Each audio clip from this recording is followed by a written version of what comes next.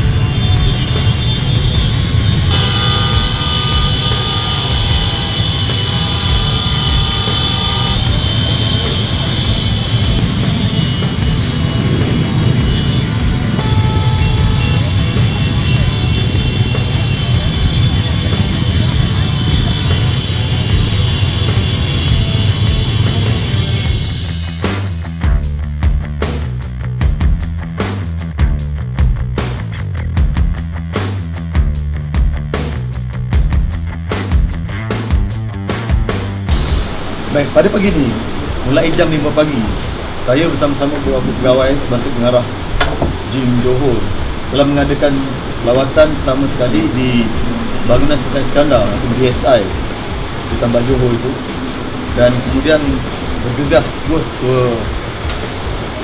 Kompleks Taman Bakar di sini bagi meneliti secara lebih dekat berhubung dengan isu sejak daripada pelancaran apa dipanggil M-Bike, iaitu mengenai kawalan kenderaan motosikal yang keluar masuk ke Singapura khususnya.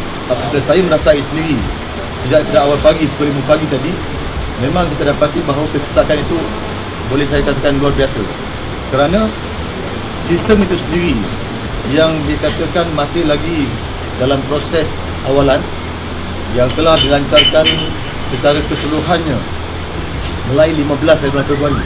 Tetapi oleh kerana kemasukan motosikal cara yang banyak itu, kalau di KSAB ini sendiri kira-kira boleh sampai kepada 30,000 motosikal, di DSI boleh sampai kepada 60,000 motosikal sehari.